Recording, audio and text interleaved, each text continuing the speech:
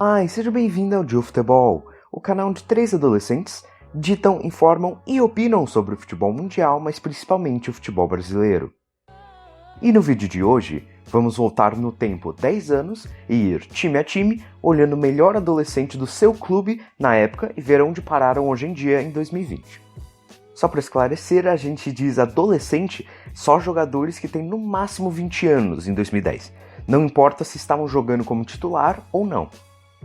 Também escolhemos não de quão bom eles acabaram virando na carreira, mas sim de quão bem visto o jogador era na época. E com isso esclarecido, vamos pro vídeo. Neto, Barcelona. Já começando o vídeo a todo vapor, temos um jogador que chegou bem longe na carreira. Em 2010, o goleiro tinha apenas 19 anos e foi muito bem aproveitado no Furacão, conseguindo já em 2011 uma transferência grande para a Fiorentina. Após passar pela Juventus e pelo Valência, o Neto conseguiu uma transferência para o gigante Barcelona, que mesmo tomando 8 do Bayern recentemente, ainda é um time bom para estar. Mas infelizmente para o brasileiro, tem sido principalmente reserva graças à qualidade imensa do Ter Stegen, que é um dos melhores do mundo na sua posição. Thiago Martins, Atlético Catalano. Esse começo tem sido bem 880, já que começamos com um jogador do Barcelona e fomos direto para um jogador jogando na Série D. O Thiago Martins, em 2010, era o jogador com 20 anos ou menos mais bem visto do Atlético Goianiense.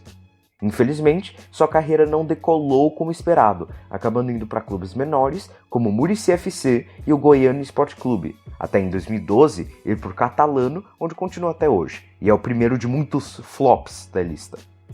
Renan Oliveira, Suduva.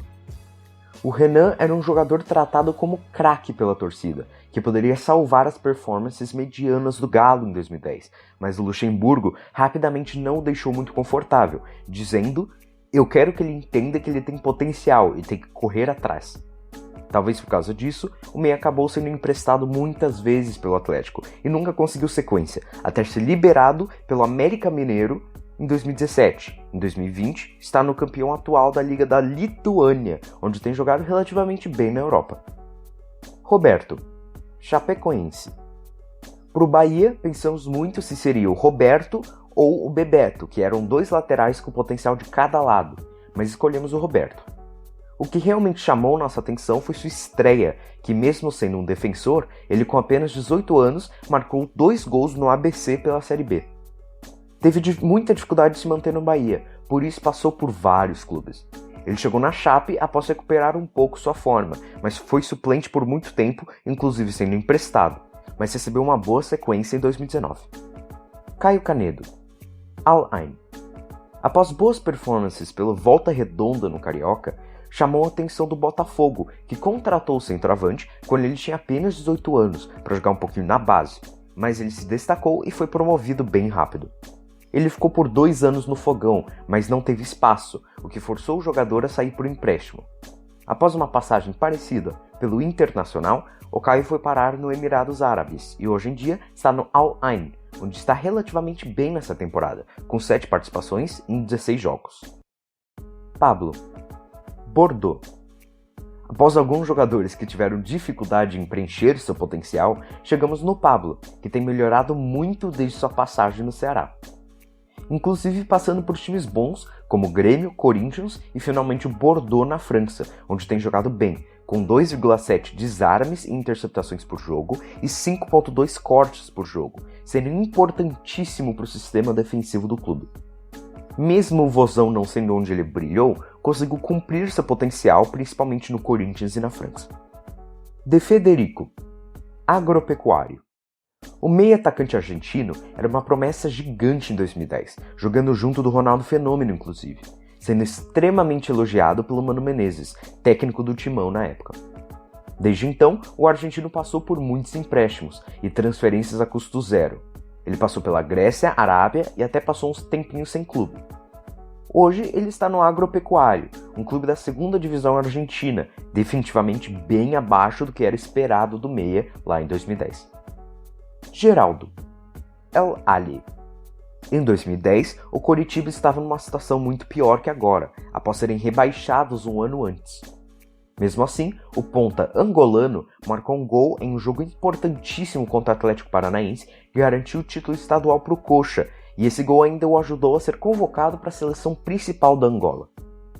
Mesmo não brilhando no futebol brasileiro, o jogador, quando voltou para Angola jogar em seu país natal, conseguiu jogar muito bem, mesmo não vivendo seu potencial grande da época, e é ótimo que ele encontrou seu lar no futebol. Ayrton. Hermes Aradipou. Em 2010, um dos jogadores defensivos mais observados na época era o volante do Flamengo, Ayrton. Ele, em 2008, subiu dos juniores para os profissionais do Mengão e chegou até vencer o Brasileirão de 2019, jogando como terceiro zagueiro e volante. O jogador conseguiu ser vendido para o Benfica por quase 3 milhões de euros, mas passou a maioria do seu tempo lá emprestado e de volta para o Brasil. Mês passado, aliás, o volante achou o Aradipou do país Chipre, após ter ficado 6 meses sem clube. Wellington Silva. Fluminense.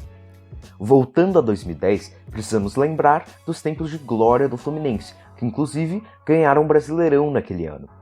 Na época, eles tinham vários meninos bons, mas o que tinha mais expectativa é o Wellington Silva. Ele foi vendido muito cedo para o Arsenal, por 10 milhões de reais, mas mesmo já sendo vendido, recebeu várias chances no Carioca após ter impressionado o Cuca, técnico da época.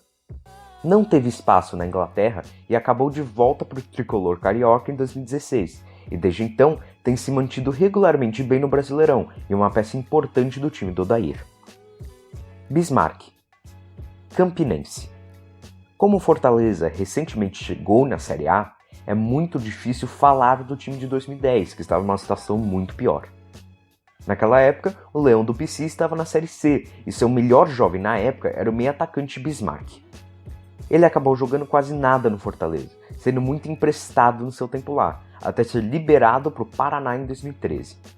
Hoje em dia, após ter várias decaídas na pirâmide do futebol brasileiro, foi parar no Campinense, clube que hoje joga na Série D.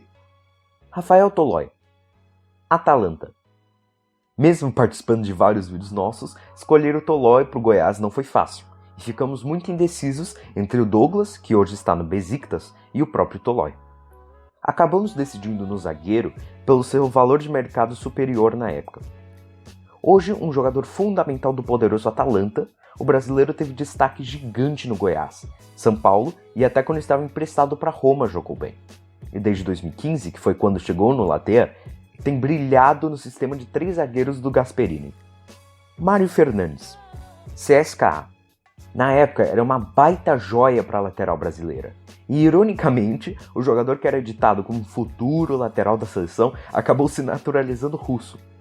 O lateral foi muito bem no Grêmio, e por isso em 2012 conseguiu uma passagem para a Rússia. E mesmo não cumprindo seu potencial enorme do começo da década, ainda é um bom jogador, inclusive nível Copa do Mundo. Foi titular do CSKA desde que chegou e titular da Rússia na última Copa do Mundo. Juliano. Al Nassr. Novamente temos um time que em 2010 teve seu tempo de glória, quando o Inter ganhou a Libertadores com o Juliano sendo um dos destaques da competição e um dos melhores do torneio inteiro.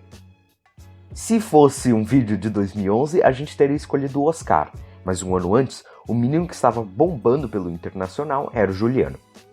Após sair por salgados 11 milhões de euros, o meia passou pela Ucrânia e chegou até passar pelo Grêmio, rival do Colorado, mas hoje está no clube árabe Al Nassr, mas tem rumores de talvez retornar ao futebol brasileiro. Gabriel Silva. Saint Etienne.